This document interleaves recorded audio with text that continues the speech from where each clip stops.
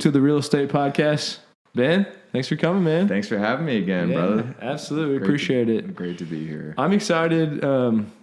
Catch up, and I don't think we ever really talked too much about your background, even from growing up. But I know Alex is going to be really excited because of what you do. Uh-huh. I think it's going to be a little bit new for you, Alex, to understand what kind of his world.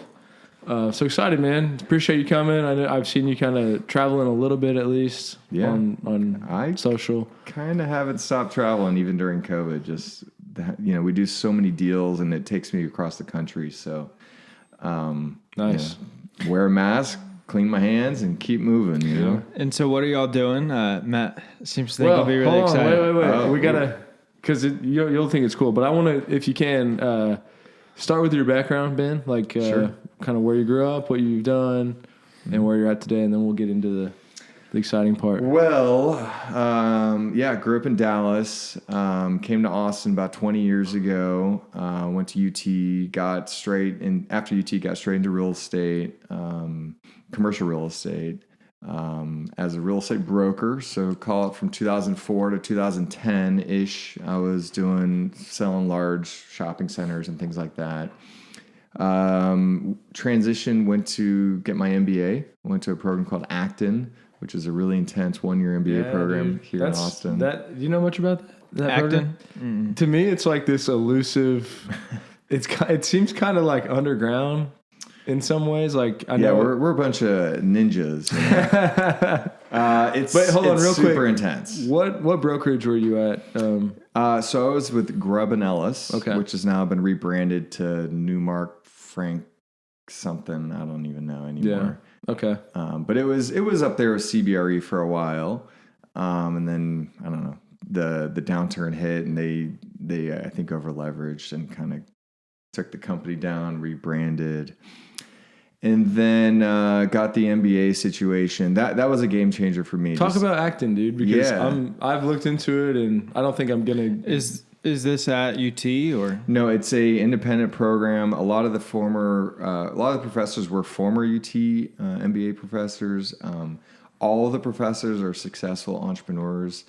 All of the classes are taught using the Socratic method, which is kind of like in law school, where the education is primarily through case studies, and the teachers ask questions to the students as opposed to making declarative statements. So they're not lecturing whatsoever, and it requires you to really turn on your brain and think. And it is a very competitive environment. It's small class. I think we had just under 30 people in my class.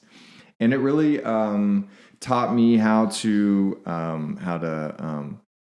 make money, how to learn. Really one of the coolest tools I got is I can create spreadsheets, like really, really complex spreadsheets if and when needed. It taught me how to think about business from a unit economic standpoint. In other words, what are the basic fundamentals? What is the customer's buying this widget, and there's this much margin on that widget, so on and so forth, all the way up to the point of what matters to me is real estate, right? And so that fast forwards to my business model now with real estate syndication. Can the tenant, so we have real estate, there's a lease to a tenant. Can the tenant afford that, lease? Take a step below that. Can their customers afford to pay that tenant, for whatever their service or product is, right? And so on and so forth. So if you can get down to those unit economics about what runs that business, and you can apply that to just about anything in multifamily too, right? You're buying an apartment complex, which I know you guys are involved in quite a bit, or a house or whatever, can the potential resident of that unit afford to be there? Right. And so, you don't want to buy something where the rent is just outrageous. Otherwise, the deal doesn't work and the whole thing will collapse. And That's cool. That's cool. I never heard it broken down like that. But I guess on a retail side, is it as far as what does it cost them to make a sandwich and sell it, and how many people need to come in the door for them to be in business, and demographics of that area? Well, how many sandwiches do you have to sell to break even? Right. right? And then so on and so forth. So right now, we do retail. So we buy shopping centers, industrial buildings, and office buildings. And so you look at them a little bit differently from deal to deal. Like you don't analyze, the unit economics of a retail shopping center are different from an office building, right? And so you got to ask those questions. Okay, does it make sense for this tenant to be here, right now for the foreseeable future as well? Because we're looking for stability when we acquire commercial real estate, and we look at the credit of the tenancy. Is this a growing industry, a shrinking industry, so on and so forth. And so a lot of questions that go into underwriting of commercial real estate deals. I'm sure right now it's extremely complicated for retail and office. It is complex. Just in terms of analyzing tenants, it's much different than it was a year and a half ago. It is. It's always evolving. So we're always. That's a great question. So things change, right? So like when people talk about shopping centers, you hear people say retail is dead, and so to an extent, there's certainly a lot of truth to that. I mean, there's no secret about Amazon, crushing a lot of businesses, for better or worse. Like I don't want to take a stand on that right now, but the thing is, when you drive around town, shopping centers are not, you don't go there to go shopping anymore. With certain exceptions, like you look around, you're going to see restaurants, you're going to see nail salons, you're going to see, dentists, service type businesses. So there's been a lot of transition just in that niche as well. I mean, if you drive around, you're not going to see a massive amount of empty spaces. I mean, you'll see some big boxes that haven't been able to survive.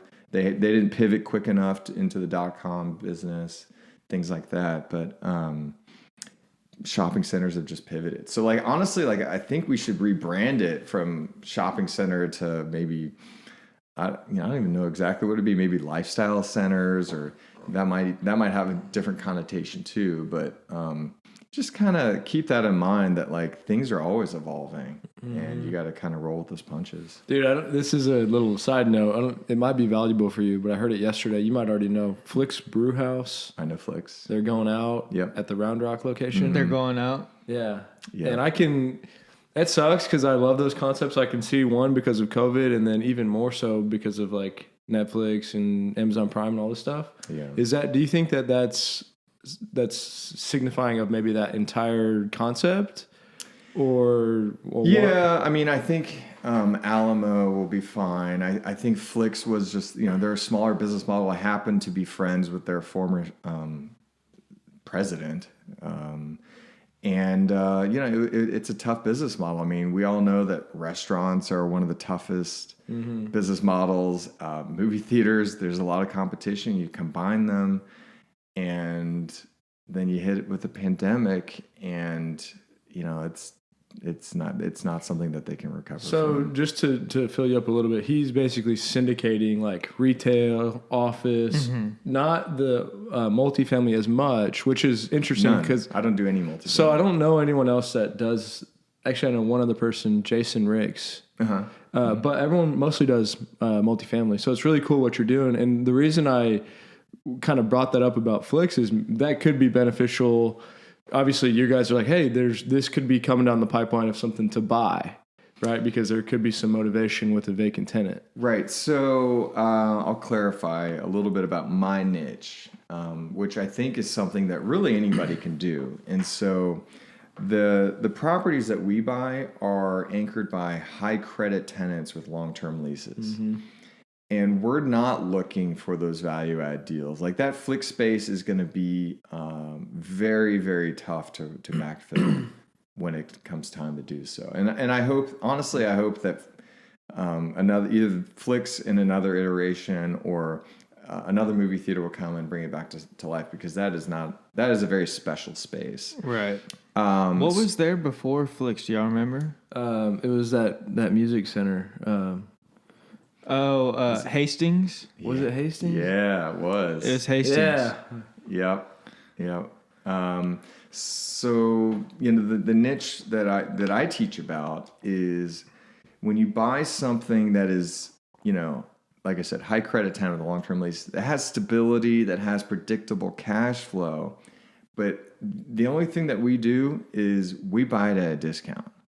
And we buy it at a discount by making a lot, and I mean a lot of offers on real estate that fits that high credit tenant and long-term lease niche across the country. And you guys, if I understand correctly, you're more on the capital raise side, and then you had a guy that's analyzing like 60 deals a week or something like that. It's more like 1,600 deals a week. 1,600. He's quickly running through certain ones and then diving in on others. When you do one thing and you do it really great, you know if it's going to be a fit or not. And so so I am in charge of. My title is investor relations. I'm a partner in the company, and I'm in charge of raising capital. But really, like, the way I think about my job is education. The more that I can educate people about the benefits of commercial real estate and syndication, and our niche of high credit tenants with long-term leases, and then on top of that, the benefits of tax depreciation on top of that. And then we structure our deals where we pay out monthly dividends every single month. And it has just grown a lot faster than I thought. I've been doing this less than 2 years now from where I'm at. And by the way, before I was doing this, I was doing investing in a little bit of development, but then I found this niche, and this is where I plan to be for the foreseeable future. Do you think am I accurate in the sense that there's not a lot of people that are doing it on syndications for retail and office? Not so. I think the answer is yes. Because I know like 20 apartment syndicators here in Austin. I think it's because people don't talk about it as much from a commercial real estate standpoint. It is more complex to some extent. To some extent, it's actually a lot simpler. Mm-hmm. And there's certainly people that do what I do. I know several of them, but I just don't think people are on bigger pockets and doing podcasts or advertising it as much. There's not a Grant Cardone is doing multifamily, and all these things can apply to commercial just as much. But anyways, so I am trying to kind of get the word out more about the benefits of it. Certainly, like, we're buying things at 10 caps with high credit tenants with long-term leases. I'm not interested in buying an apartment complex at a 4 or 5 or 6 cap or whatever. That's why I thought he was going to like this so much, because he's all about the cash flow and pretty consistent idea of that. Yeah. And what you're doing is on another level than multifamily in the cap rates. It's just different. I mean, I don't know that it's another level. But it's not necessarily another level. Like, I think it is in the sense from the way he views real estate, because the expenses are a lot different, right? Most of the expenses are passed through. Yeah. All of them, right? Yeah, triple net leases. So that, paid out monthly versus, I'm in a couple multifamily syndications and it's paid out quarterly, and it's not very much something you can count on. Like, so a couple of these are doing worse than we expected, but yours are different. When you're talking about long-term leases and high credit tenants, who are these? If you don't mind mentioning names, Academy is one of them, right? Who are your favorite tenants, and how long-term are these leases? Okay, so the way that we start the search is at least 30% of the tenancy is triple B credit or higher, which is a high credit tenant. Oftentimes publicly traded, but not always, with more than 5 years of term remaining. So usually the both the credit and the terms of the leases are longer, but that's where we start our search. And then from there, everything and anything that comes on the market. So we have one guy, John Post. He's in our office every single day. He loves nothing more than searching for that opportunity. And out of 1,600 deals a week, we'll probably make about 16 offers a week. Mm-hmm. And out of the 16 offers, maybe one we'll be able to put under contract, maybe. And then 1 out of 3 of those will pass our due diligence process. So that's kind of the funnel, if you will.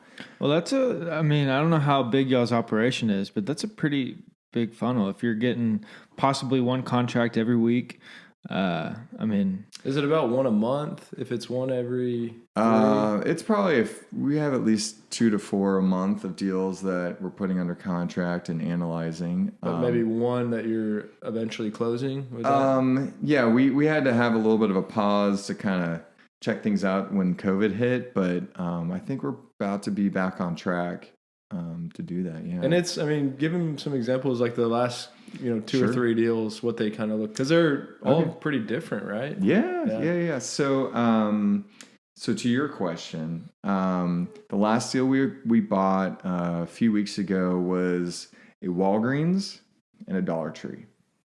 That's it. Walgreens had 7 years left on their lease. Dollar Tree has 4. We bought that for a 10 cap in Detroit, Michigan, in a very, very dense neighborhood called Oak Park, Michigan. And so was it across the street from a CVS? it was. Yeah. Yeah, you see that all the time. Uh-huh. Yeah. And so it's real simple. It's a triple net lease. So the cash flows are all predictable. We know to the penny how much income we're going to have, right? And that type of deal, I just mentioned that it was a 10 cap, but you see that in Austin. That's probably what, in the 6s, maybe in the 7s, but probably in the 6 cap range, 6.5 or something like that. When you go outside of Austin, Texas, Michigan in particular, there's just so many fewer people that are, looking for deals out there. I mean, Austin is the hot, area right now, and Texas in general, which is great. Like, I'm not bashing that. It's just for us to make sense, in order for us to be able to afford to pay monthly dividends to our investors, we have to buy it for at least a 10 cap. And then you leverage it. We'll put, I think, 70 to 75% LTV on the project.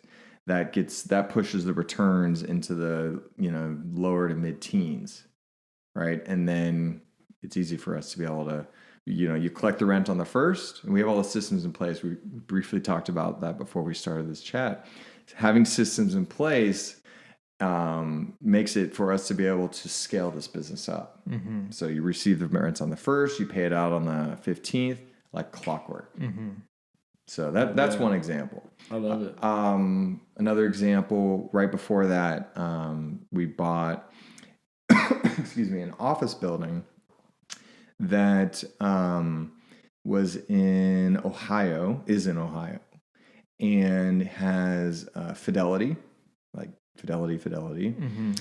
It has a international engineering firm, and it has a call center for, what is it when you rent, debt collections agency, basically, mm-hmm. and a vacancy. So we know, those 3 tenants alone, we hit our numbers with the 10 cap, and then we have additional vacancy.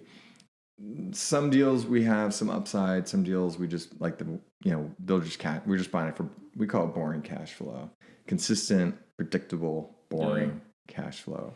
There's nothing boring about cash flow. Well, I say boring in a really, really positive way. I know. It's just like clockwork. Predictable. Right. Yeah. And that way, I mean, me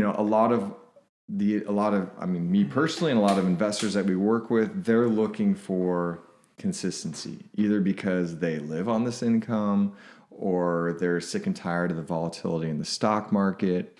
And they're just looking for, if Warren Buffett is happy with an 8% return, why shouldn't we be? Right. So that's what we're providing to them on a monthly basis. And then quarterly, we'll do additional bonus distributions on top of that, which can be, anywhere to the tune of another 2 to 4% on top of that. So it's 8% preferred. Mm-hmm. Yeah. Nice. Mm-hmm. I do love commercial real estate, and we're actually wholesaling a deal right now. It's it's warehouse spaces here in Hutto, and we're almost to the finish line. And even after us collecting our wholesale fee, I was talking to her yesterday, and I mean, she's going to be cash flowing $100K every month after debt.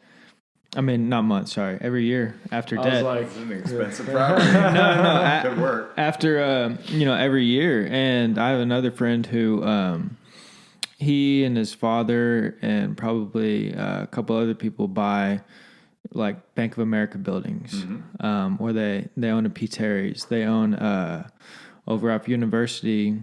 They own a gas station with a Burger King in there. And, when the city comes and wants, to add a little bit to the road, they need to take a foot off. They pay them for that, a large amount for that foot. And it's all triple net leases. And I do love the idea of commercial real estate. I knew you would. That's why I said it. But what I really like about your profession and what you're doing is like he's helping people make money for the investors.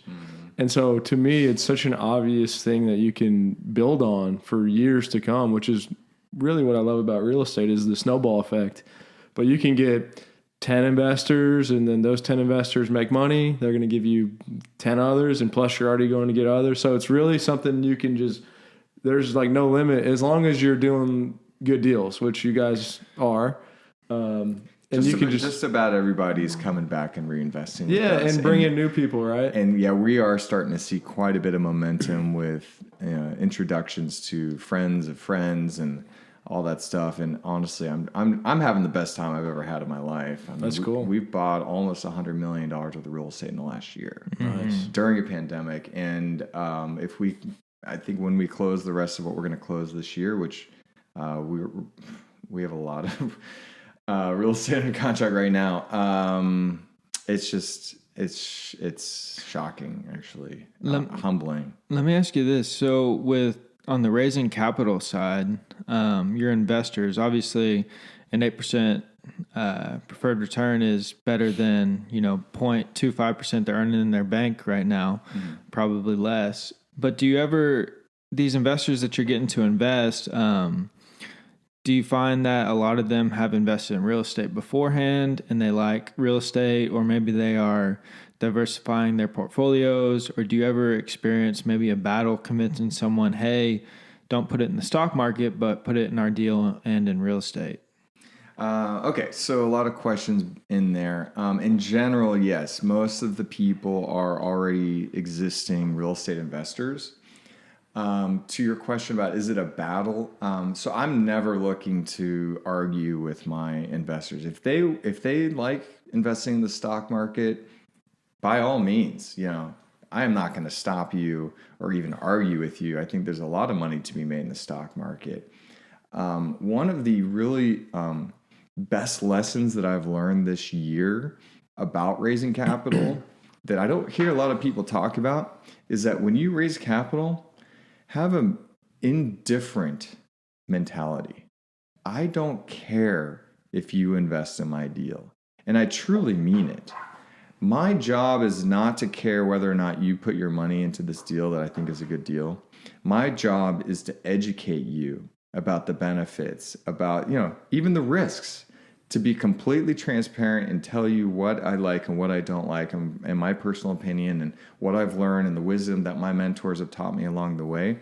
And if they think that it's great and it's for them and their family at this point in time, great. Come on in. You're part of the family. You know what I mean? I do. And educate us a little bit. What would you say if you were talking to me and I was considering investing in your deal, how would you describe to me the benefits of investing in a 10 cap commercial deal that y'all syndicate? Well, let's assume that I've already sort of probed you a little bit on what your goals are. And it sounds like your goal may be to have consistent cash flow. And that's what it is. It's really simple. It's like, hey, we are buying this commercial asset. I'll give you another example. The deal we bought before that was a single tenant industrial property that is occupied by a publicly traded oil and gas services company, and they have a long-term lease in place. So we know to the penny, right? Because they're a multi-billion-dollar company. We know that they can afford this. It's not a very high rent. So it's like, hey, if you want some consistent cash flow and the depreciation benefits, and you want to do nothing, like literally besides invest your money, you're doing nothing. You're not responsible for the debt. We handle that. You're not responsible for any potential cash calls because we have ways to cover that through having robust reserve accounts, as well as having, if and when we have debt, the person that signs on the debt is contractually obligated to lend money to the partnership if we got into a dire situation, so that we do not expose the investors to a potential cash flow. That's cool. Cash call. So if that's what you're looking for, great. Like we're averaging just over 10.5% cash on cash returns. Come on in, like. And the tax benefits are hard to always like understand unless you really get into it. But it's my understanding that, you maybe get a 10%, but then you get this massive tax benefit, and maybe it's a 14 or a 12 or whatever based on your personal situation. Oh, yeah. As someone that personally invests in these deals too, I can tell you that it's meaningful, the tax benefits. When you get your K1 and you made this much money, but then you made this much money in taxable losses, it's like, wow. Because just to make it clear, and I think I understand this right, but you take the value of the asset and you depreciate it over a scheduled time, and then that, let's just say it's $1 million over 10 years, you can get a $100,000 loss for each one of those years. Is that correct? I'd say it's more complex than that. But you're on the right track. Just the basics, and so that's where you get the loss, is that write-off. And right. You actually made $10,000, but you showed you didn't. As the asset appreciates on paper, it depreciates for tax purposes. So in reality, the properties are appreciating. On paper, not so you don't depreciate over 10 years. Typically, it's a 39-year spread. You hire a third-party company to do what's called a cost segregation study, where they I don't know if you guys are familiar with that. Yeah, but so it's funny, man. Like, I had a massive tax bill to pay last year, and I was cold calling somebody, and he's like, and we just started talking. He's like, "Don't write that tax check." I was telling him, and I was like, "Really?" He's like, "Yeah, I'm serious." And so I got with my accountant, and I got this guy, and like this guy saved me $20,000 on doing this cost segregation on a condo and a house. Yeah. But am I correct in that if you do that, you're writing off all of it right now? Well, let me just say, first of all, I'm not a CPA or an accountant or anything like that, but my understanding is that with basically the new Trump laws, you can accelerate the depreciation called bonus depreciation into year one. So instead of spreading out all those depreciation tax losses over 39 years or 27 years or whatever it is, you can capture all those losses, bring them into year one. Right. And that becomes meaningful. I mean, it could be somewhere between 20 to 45% is what I've seen, maybe a little more of your investment. So as an example, if you made a $100,000 investment in this property and the cost seg study says there's a 45% depreciation loss, so you're going to have $45,000 as a line on your K1 that says negative $45,000 in losses. Yeah. So that even if you had some gains on a stock or a sale of something else or whatever, or just regular W-2 income, you'll be able to offset that income by these, it's amazing. Losses. It is, and I don't know if I guess it hasn't been like that for real estate forever. I guess these new tax laws have changed. I don't know if it's been for other assets like that in business though, because if we bought an asset, for the company, whether it's a microphone or a computer or a car, you would depreciate that over the life of that asset, whatever that is, but you could write it all off year one if you wanted to. And I don't know if it's always been like that. I know my basic understanding of the accelerated depreciation was this was really popular in the 80s, and the people took massive advantage of it, and then they took it out. Yeah, and so it started around 2017, and my understanding... from what I hear, that is something that probably will not be in existence for the foreseeable future once we have a new administration. I can see that for sure. So, so we are hustling right now to close, I don't even know, $77 million worth of real estate. We're in December of 2020 right now. We're trying to close the rest of this in 2020 right now. I just started a new capital raise yesterday, raising $7.4 million for a $20 million asset in Houston. Right now, and so knock on whatever. I mean, if we don't get it, we don't get it. But we're trying to bring it all into 2020. And in order to make sure that we can benefit from those in case there are changes in the future. Oh, wow. That's exciting, man. Yeah. So on one more thing on the segregation, like the way you do the segregation on the asset that you guys own is like me as the investor can't determine if I want to do the accelerated or not. I'm going with what the asset does. Correct. And then getting my K1. I mean, yes, it is a dictatorship from that standpoint. Someone has to make the decisions. So I'm not knocking it. I'm just trying to understand. That's what the general partner is. That's why they partner with us, because we are, first of all, every single investor is an accredited investor. So that means they have at least $1 million net worth, or they have a couple years of $200,000 of income, roughly.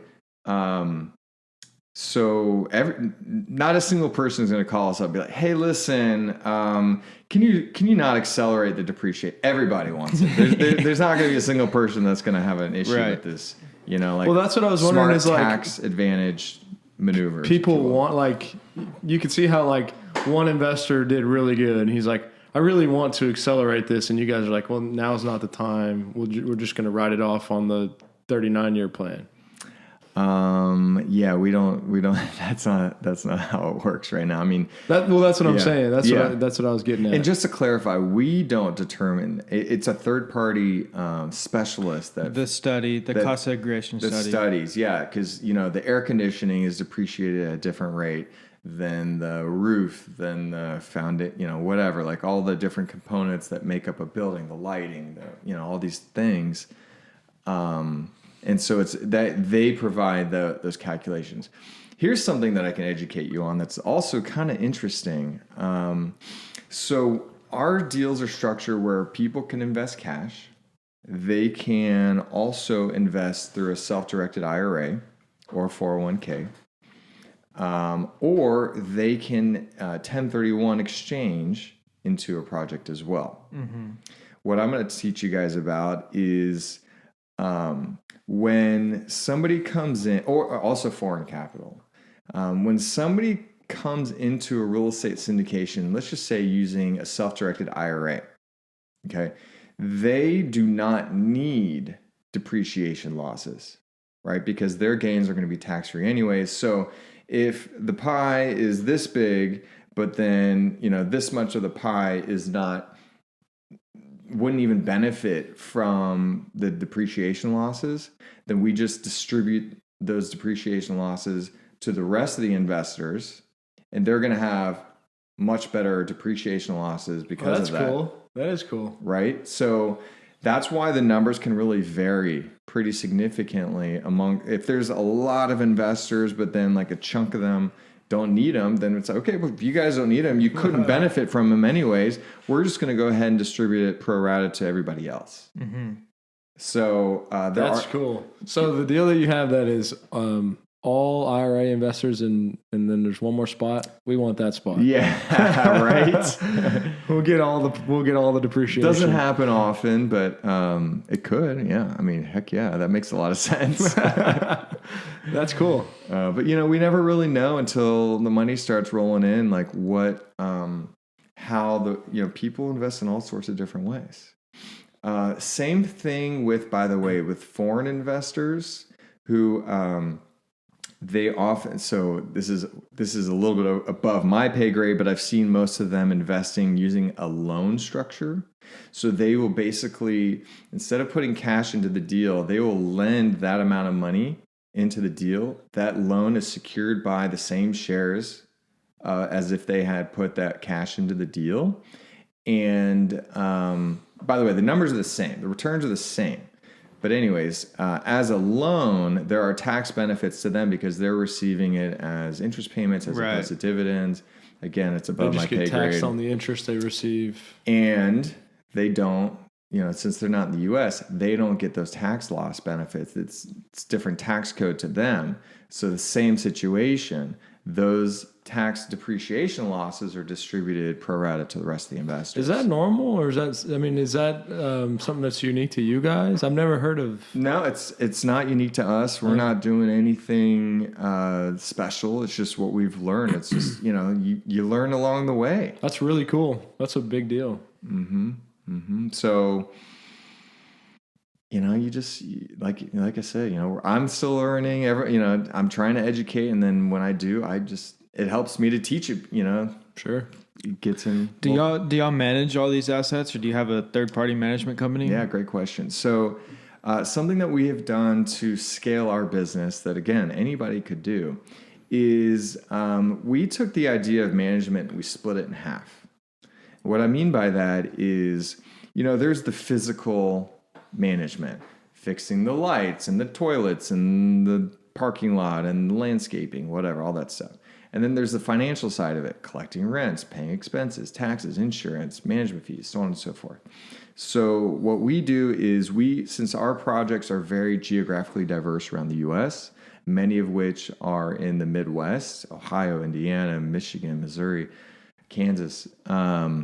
Now we're starting to have our second asset in Texas, which is great. Because, by the way, I'm the only person in my company in Texas. Okay. Everybody else in my company is either in Kansas or in Ohio.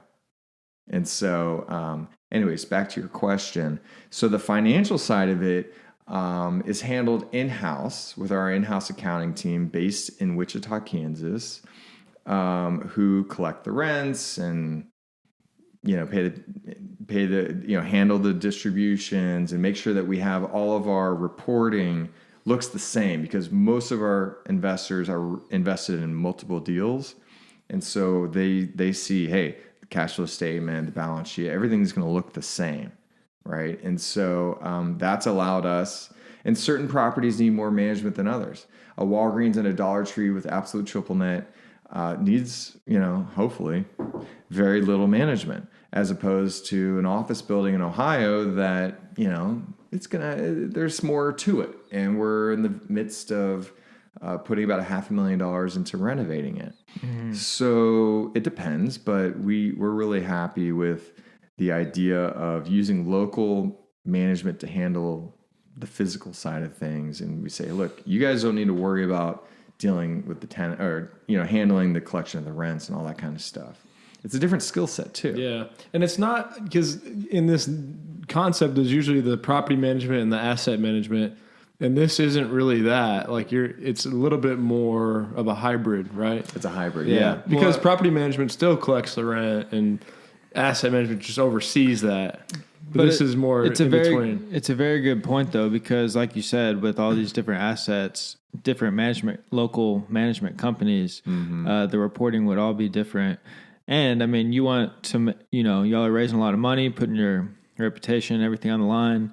I would want that done in-house, the financial side of things, and not let, Joe Schmo out of Ohio possibly mess up some numbers and then lose credibility with my investors. Management's so important, and people, I think, overlook that. And I just see it from being in single-family management.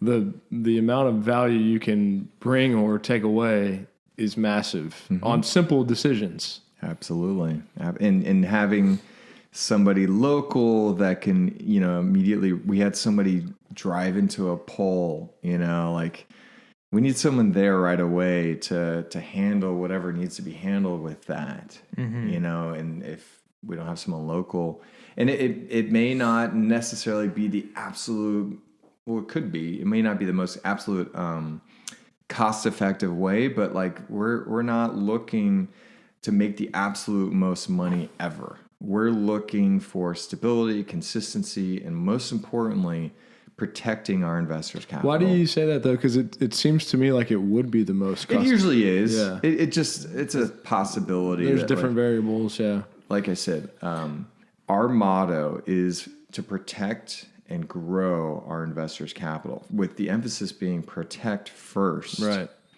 Right. And rather have a lower return and not lose the money. Not that we're looking for low returns, but yes, in that scenario, if we had to pick between the two, we're going to first and foremost look to protect their capital. Number one rule, don't lose the investor's money. That's actually rule number 4. Rule number 4. Yeah. All right. What's rule number 1? Okay, so I'll give you something great. I like it, okay, yeah. so this is actually from Acton that a Harvard professor named Solomons wrote. He goes, there's 4 rules of cash. Okay, and you're going to be like, yeah, duh, these are like no-brainer rules, but I'll go ahead and tell you what they are. Let's hear it. I'm not sure if I'm going to get them in order, but I'll try. Okay, rule number 1 is more cash is better than less cash. Rule number 2, less risky cash is better than risky cash. Rule number 3, cash sooner is better than cash later. Mm-hmm. And rule number 4, do you remember what you just said? Never lose the investor's cash. Never run out of cash. Mm-hmm. Real simple. That's cool. I like that a lot. I'll, and I'm glad you said that because I do want to talk a little more about Acton. Sure. Because I'm intrigued. I'll send you that article. By the way, this article is one of my favorite articles. It talks about value. What is value? Right? Value is something different to different people. Right? You're gonna love this article, and you can repost it. No, that's cool. And somebody told me something last night, just a random thought, but like the ways of making money. Mm-hmm. And it started with like there's an implementer, and then these are levels like implementation, management, communication, and vision. And it's like when you can get into communicating, essentially making money with your mouth, that's like a great spot. And then when you can communicate your vision effectively, that's the ultimate spot. But what I'm thinking is like you're in, at least what I imagine, like you're in the communication, you're making money with knowledge. And you're not, like you said, you're not really having to sell people. You're just explaining what's out there. And that's like a really cool spot to be making money from. It's that, and the other like critical piece of that is relationships, which is still communication, right? And just having relationships and being an upstanding human being in this community, and honestly, I just get to be myself, which is super fun, and I like to have fun, so I get to entertain. I take people out all the time, and blah blah blah. It's a different type of work, right? It's I don't think that's a key word. I don't think it's work. Right. I'm having so much fun. I can't even tell you. I got my dream job, and I wish that everybody could say the same thing. I do too. Amen. And it's a unique feeling, like especially when you see people all the time not enjoying what they do. Oh. It's the worst. Like I get to see it every day. My girl doesn't like her job. She don't want to go to work. Yeah. And I just think to myself, like, she calls in sick all the time. It's like, you're not sick. What are you doing? Like, I don't want you. Yeah. And I don't know what it is, but there's something, and I don't think it's 100% exclusive to real estate, but there's something about real estate that more often than not, when you're doing it right, it allows that for people. That's what I see. Like even just being a real estate agent or a broker, if you set things up, you control your life and you control your time, and you don't see that in a lot of other industries. I'm sure it exists on different levels. It's pretty well documented that we have a lot of freedom with our time, right? We eat what we kill, so to speak. And, for you guys, and myself included, there's so much career ahead of us to continue to grow. And you guys get to put out content and interview really cool people and learn a lot. And it's like endless possibilities, which for me is invigorating. And so, let's have some fun along the way. Let's learn. Let's educate. Let's try to help people. Let's, try to leave the community a better place than how we received it. And yeah, totally. That's the thing. What's so cool about it is what I was alluding to earlier is like knowing that everything you're doing is getting better and compounding is a really cool spot to be in. It's pretty. It doesn't suck. It's pretty fun, and it is interesting how as momentum is building, more people are commenting on it. Yeah. And I'm like, join the party, let's have some, let's make some money. Let's have some fun. Let's learn. I don't know. Let's invest. It's just, it's been great. But also the other thing that I talk about to our team and stuff is like in this business, I've come up with this thing, like if you have the staying power to be able to stay in the business, then like you said, there's so much opportunity. Like there's always something right around the corner. Yeah. There's another huge retail, massive deal for you, but you got to be in the game, and to be in a position where you can be in the game and you're not forced to hustle to make that next paycheck to be able to stay. And if you can set that up, that's where it gets really beautiful. Well, in the spirit of what you're telling your agents, I think one of the most powerful books is what Gary Keller wrote about the one thing. Mm-hmm. If you guys haven't read it, you have to read it. It's like when you do that one thing, everything becomes easier. Right. And for me, it's raising capital for commercial real estate syndications, and it's getting easier and easier and easier. It's so much fun. So if anything from this interview, like take that away, like figure out what your one thing is and just keep at it. Just keep pounding and pounding and pounding at it. And then it starts getting easier. It's pretty fun. Yeah. It's cool. My thing, what I've tried to zone in on is the just straight up networking, like meeting and building relationships. I enjoy it. I think I'm good at it. Mm-hmm. And that's why, you know, him and I kind of divide and conquer. He hates it in some ways. I know you like doing this stuff. Mm-hmm. But like it is, and it's hard to explain the networking thing. But mm-hmm. like I meet people all the time and they're like, I need this or I need that. And I'm able to like actually make those connections, and they're good, and they're like, damn, that person was great. I'm like, thanks, you know, but that comes from just time of being in it. Absolutely. Yeah. You get to expedite, that process of trying to make connections. Like you'll just know, like the other kind of interesting thing about what I do that was totally unexpected is, as somebody that raises capital, people now, and I'd say if it's not every day, it's every other day, bring deals to me mm-hmm.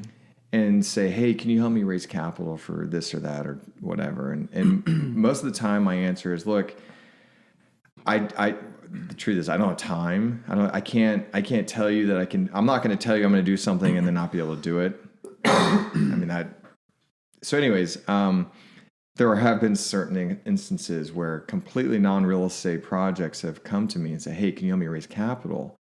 And then I just, you know, because I'm constantly talking to investors, everybody has different, you know, appetites for different types of investments. And so I have actually inadvertently been able to raise tens of millions of dollars for non-real estate projects just by, like you said, the networking side of things and connecting people. Yeah. In certain instances, I've looked to be compensated. In certain instances, I'm just trying to help people out mm-hmm. along the way. And just kind of depends on the scenario. How do you decide? I don't know if that's the easy answer, because I've been in that situation too, where forever I'm like, I'm not worried about the money. Like, I just want to pass this on and make a deal. And then I'm like, why am I just leaving free money on the table? Like, yes, I do want a referral fee, but I didn't want to come off wrong, because you know what I mean? Like, so first of all, I always pay referral fees.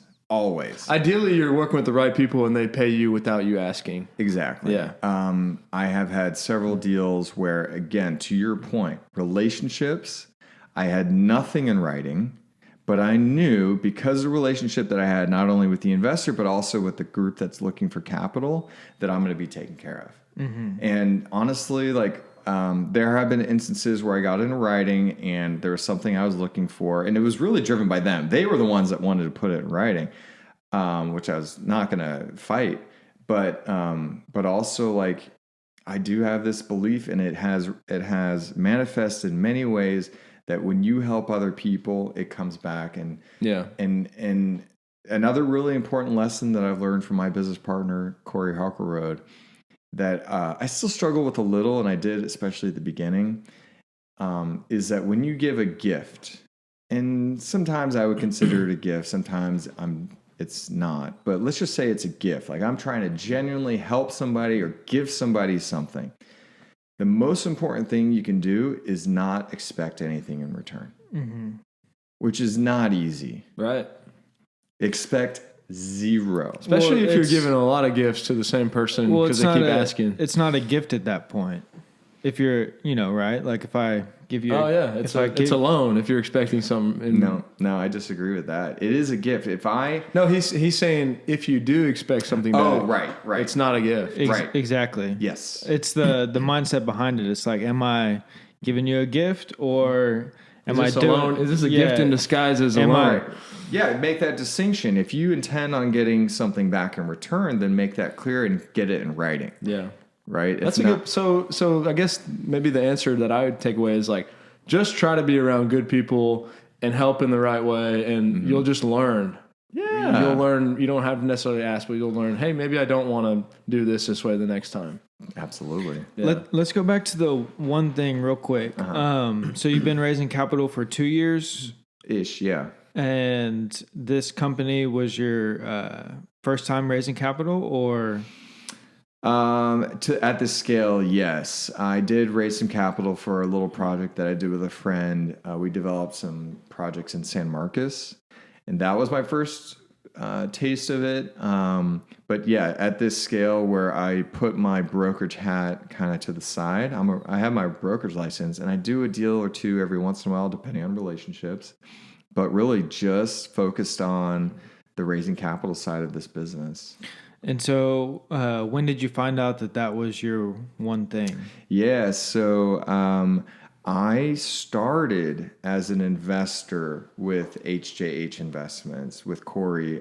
We were both at a real estate networking group 3 years ago, and I had an opportunity to invest in one of his projects. I liked the idea of consistent cash flow and being a real estate broker.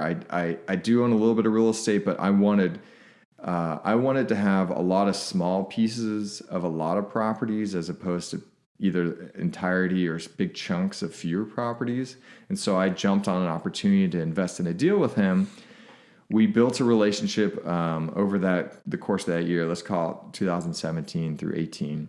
And his business, the one I'm in now, was growing so fast that he needed somebody to help him with investor relations and educating and raising capital and bringing in new relationships, that he made me an offer I couldn't refuse to become a partner in the company and more or less take on this role that frees up time for him to go out and do more deals. And the company has just been on a really wonderful, fun track record of acquisitions, and it's been fun. Sweet. Yeah. And so It's reinforced every deal, probably, that he's doing that one thing that he loves. So be raising capital for forever, you think? At this point, I would say yes. I know anything could change, but There's no reason not to, right? It's because it's a different type of work. Well, and it's a great skill to have. Dude, it applies to, other than real estate, having access to investors and capital can benefit you in a million ways. Well, just like you said, I mean, you could raise, if you wanted to, and probably devoted, all of your time to non-real estate capital raising, you probably raised a lot of capital for a lot of other projects. It could. I'm not going to say that it won't expand into that realm, but right now I'm laser focused on my one thing, raising capital for commercial real estate syndications. I get asked a lot, like, how do you get started in raising capital? And what I like to tell people, and this is how I started, is, and anybody listening at home can do this, right? Start with 20 people that you know. And not only that you know, but they know you and they like you and they trust you, right? People that you went to middle school, elementary school, college, post-college, whatever, your rich uncle. And start just sort of communicating with them. Hey, hopefully you have a moderate of a business plan in mind. And you say, listen, I'm planning on doing this. I don't have a deal right now. Don't raise capital in the first round. On the first time talking to someone, for ever. sure. Maybe not even the second or third time. Yeah. Just say, hey, listen, this is what I'm working on. Let's assume you don't have any track record whatsoever. This is what I'm going to do. If you kind of describe what you're envisioning about what the deal will be, and then say, hey, listen, if I found this deal that fit this box, would you be interested in being an investor? 9 times out of 10, they're going to say yes. Bring me the deal up, and then I'll show it to you, right? And then bring them the deal, and bring them to all 20 of them. Put them on your list or whatever, and then either, I don't know what the result will be, but I can tell you, oftentimes the people that you thought were going to be the most likely to be your investor, they're probably not. Yeah. Right. So back to a point I made pretty early in this discussion, be indifferent. Right. If they say, you know what, and I had this so much, why don't you go and do a bunch of deals and you come back once you have more of a track record, and then I'll consider it. So just it starts with those relationships. people that already know, like, and trust you, and then it grows from there. Mm-hmm. Does that make sense? Totally. So those ones that you thought were going to invest in your first deal, do they now invest in Some that didn't? yes, some no. Some yes, some no. I mean, it was like super wealthy guys that I know, also in the real estate business. And I got really, I was really upset when, I brought them what I thought was a great deal, and I was so excited, and they told me no. And then they told me no again and no again. And I have one guy in mind, he still hasn't invested. He got pretty close on the last deal, but now I'm learning, okay, that's cool. You want to do something else with your money? All good. Yeah. It doesn't matter. Well, and it's a good point of view to have in all aspects of business is the indifference. And, even in sales, and some of the best sales advice that I've ever heard is if you're so scared about losing, one deal, that's not the problem. The problem is you don't have enough deals. You don't have enough clients. You don't have enough. That's true. And it's complicated because, and nothing to do with your investors, but people are out there and they're wanting to portray themselves in a certain way, and maybe someone's really successful at it and they don't even have the money.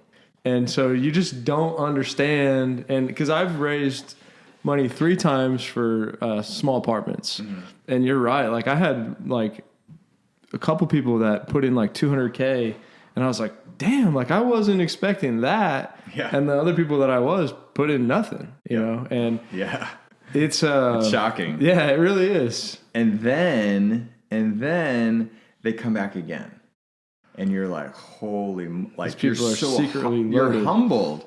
Right? That, okay, they trust me that much that they're willing to come back again. Like, even the first time, it's super humbling. And to an extent, nerve-wracking to take on that responsibility of someone else's hard-earned money, right? That their family is going to rely on to an extent, some more than others, right? So, like, it's a very serious responsibility in my eyes. Absolutely. Especially probably due to the fact that being in that position as raising the capital, those are your relationships, right? Even though if something goes wrong in the deal, it's not necessarily your fault, but they probably, just instinctively look to the person who brought them into this deal as like, what's the issue here? Yeah, absolutely. I mean, there are no guarantees, and who knew a pandemic was going to hit? And we luckily have navigated it exceedingly well for a variety of reasons. But even going forward, there are no guarantees. And I try to make that as explicit as possible. Like, hey, our mission is to protect your capital, but anything can happen. Yeah. Yeah. So during the pandemic, just real quick, when all that started, mm-hmm. I'm sure obviously y'all are back on track now, but was it, to the point to where y'all are like, how are we going to get through this? Investors were probably freaking out, I'm sure. Yeah. And, just in short, kind of how did y'all navigate that process of working through the pandemic to being back on track? And Sure. So one of the things that we implemented back in March, like really, really early on, is we proactively reached out to our tenants and we offered them help, right? Starting with the smaller tenants all the way up to the bigger ones. And we said, listen, and some businesses needed help, some didn't. We said, if you would like to waive 2 months of rent, okay, we have a couple options we can provide you. Number one, you can not pay April and May and pay it out in 2021. Or you can not pay April and May. And what we were seeking was for every year of free rent, we look for another year of lease extension, right? So, for example, we own a building that's occupied 100% by Academy Sports in Kansas. They had about 9 years left on their lease. At the beginning, everything shut down. They're freaking out. So we worked out a deal. They got April and May rent for free, which is probably $100 and something thousand worth of rents In exchange, they added 2 years to their lease, so now it's an 11-year lease. For 2 months? For every free month, year extension. That was the objective, and that was achieved. That's great. Most of the time, but sometimes it wasn't. There was a blend. It could have been, hey, we'll pay half rent now. We'll defer it. We can afford. So really, it was a conversation. Some tenants didn't want to do anything. They were fine and carry on. And so it just depends. It's conversations with the tenants. We try to make sure that our property management and the tenants have relationships. Not try. I mean, they do. Do y'all own any Starbucks? We own a Starbucks in Burlington, Iowa. Yeah. Correct me if I'm wrong, but I was pretty sure I heard that Starbucks wasn't paying rent for a little while.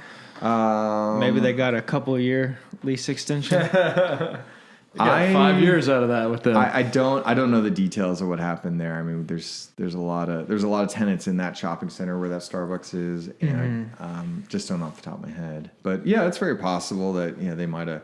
But that's the other thing, that the way that these deals are structured at the beginning is, in addition to raising capital for the down payment, in addition to raising capital for contingencies, we put a robust amount of capital in the reserves account, so that we are now in a position to have that financial flexibility to offer these tenants an opportunity, should there be a pandemic or should we need cash for this or that we have the flexibility to do that and still consistently maintain our numbers.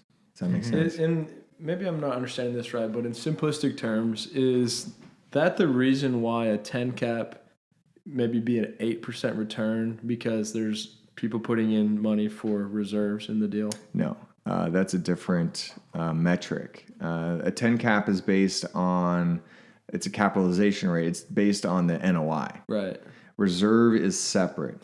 No, I guess what I'm saying, because if I'm giving you $100K and 20,000 of that 100K is put in reserves for the deal. I see. It's making my return go lower than if we had no reserves. Right. So cap rate. So we're mixing up terms a little bit here. Cap rate is exclusively based on the cash flow of a property. Okay.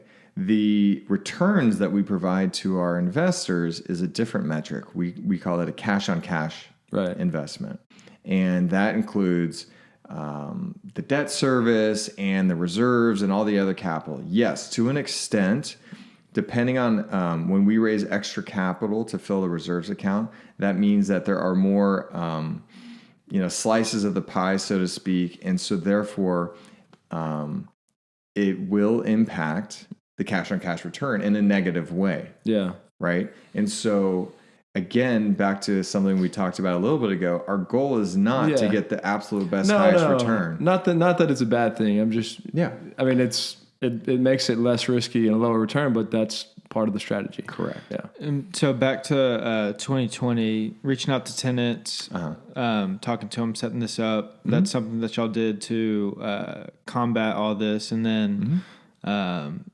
anything else that changed business model wise, or? Yeah, I mean, we had conversations with tenants. Some of the smaller tenants needed more than that, and that's fine. And so we helped them out with rent.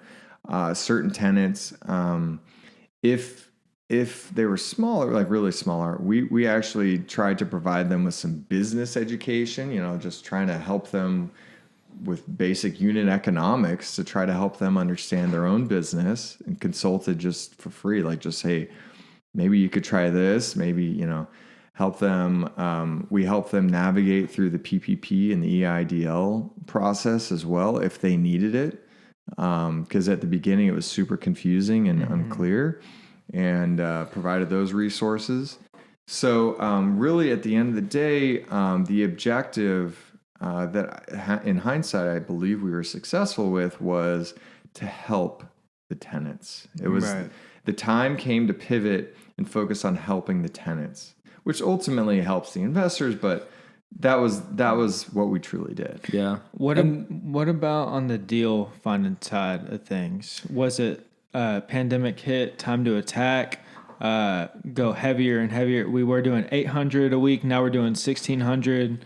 Were y'all seeing more deals come on the market? How did that look? Yeah, so less deals are coming on the market, but also significantly less competition. And so we we've put our foot on the gas pedal to make offers on really great assets. It turns out that we are, pursuing a niche that we believe was mispriced in the niche of suburban office buildings. That were buildings that were trading in the 7 cap range, we're now picking up in the 10 cap range for really, really great quality tenants that aren't going anywhere. They did have a gap where, certain employees are working remotely, but in waves, people are coming back to the office now, and we don't see that stopping or slowing down. I mean, look, we're not going to be back to 100% office utilization pre-pandemic, but we're also not going to be at 50%. Yeah. Like, we don't know exactly where that'll land. It'll be on a tenant by tenant basis. I mean, what do you guys think? Do you think people are going to go back to the office, or do you think remote working is here to stay? All I know is from just witnessing it on a personal level to family members who work for large companies. Sure. I think so. It keeps getting pushed back, and I think they were now told they're not going back to the office until maybe June of 2021. Sure. Very large multinational company. Yeah, and I think it's a hybrid, right? But also somebody I know is connected with someone pretty high up at Dell, and they were saying, like, this has been great for us understanding productivity of people. And I think they feel very strongly that a lot of their people aren't going to have to come back to the office. But, so in other words, they're more productive by not coming to the office? Yeah, that's what they were saying. And they're like, and even if it was equal or even a little less, like the fact of the, hundreds of thousands that they're paying for rent could offset it. But I think there's so many different variables. Like, that's just one company. Weirdly enough, I have personally found a lot more use for an office after all of this. Sure. Like, I was never about an office. Yeah. And now I am. Yeah. We have an office downtown Round Rock and this one. Yep. And so that's just for us. Sure. But, and one thing I wanted to say, which is kind of an interesting point, is when you were negotiating with those tenants during all this, you actually were in a decent position of leverage where, like, with kind of some of the stuff we do, with no evictions allowed, we had almost 0 to no leverage. You see what I'm saying? So it was a much different negotiation. True. Like, for you guys, nothing changed on being able to lock the doors, and they still were 100% obligated. Correct. Where, like, residential tenants, they're just saying no evictions. You can just not pay. I mean, obviously it's going to come back later, but people have been able to not pay for almost a year now. I was talking to a property manager yesterday. He said January 1st, I have about 36 evictions to file. Which I honestly think that's going to get pushed back again. Even further? I don't see why it wouldn't. Yeah. We have people that owe us 10, 12 grand. Yeah. With $800 rents. Yeah. Yeah, I mean, so it's a totally different conversation, which is really a major benefit to commercial, because you still have the ability to go change the lock. Sure. Yeah. We don't have any of that government regulations the way that multifamily does. But it kind of they definitely do. But you don't want to go do that. No, but I'm just saying for negotiating. Nobody wants to. But do for that. because we try to do the same kind of workouts with our tenants. Sure. But if they said no, we have nothing to fall back on. Yeah, he does. Sure. Okay. So it's just kind of interesting. Maybe though, right? Because maybe you don't go find a new tenant to replace these guys. Is in the middle of a pandemic. That's true. I mean, there's some parts there that you got to think through. That's also a misconception. There are a significant amount of commercial real estate leases getting done right now. A lot of restaurants, a lot of service providers, they're still expanding, right? And it's accelerated. I think that's what the pandemic has done. It has accelerated e-commerce. Yeah. It has accelerated certain qualities. I mean, certain companies are crushing it right now. Can you imagine if you were in like the plexiglass business? Yeah. Or the PPE business. Dude, there's so many random things.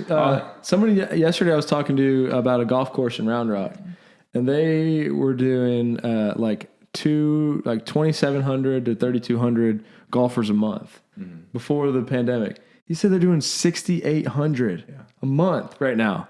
Doubled or tripled. So I'm like, oh my, golf courses are killing it right now. Yeah. I've been playing a lot more golf. I haven't played any golf, but I know I'm missing out because they're like, this is the greatest time ever to play golf. Like, there's not, things are picking. And also, we have to put in mind, we're in Austin, Texas, where we're focused. You're doing stuff all over, but things here are really, really good still. I don't see that slowing down anytime soon.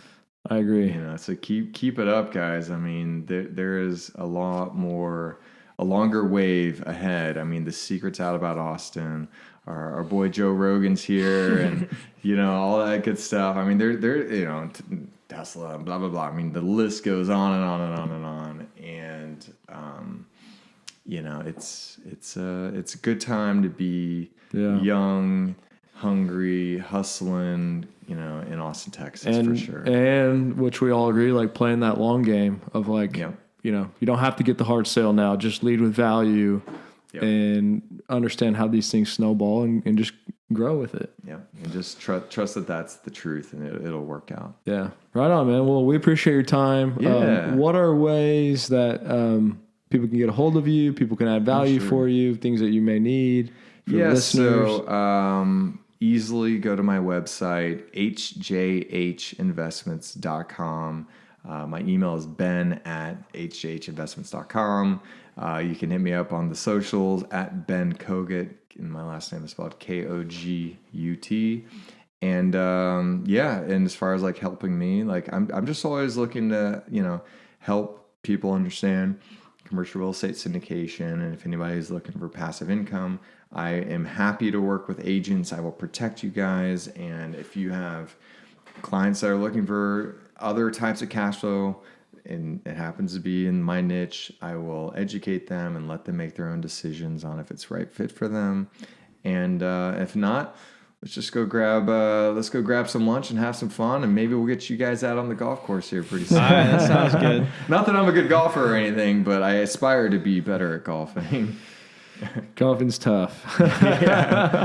Well, thanks, man. Appreciate it. Thanks, guys. Hope you have a great day. Thank you guys for tuning in. Yeah, thanks, everybody. Real Estate Podcast, we're out. All right.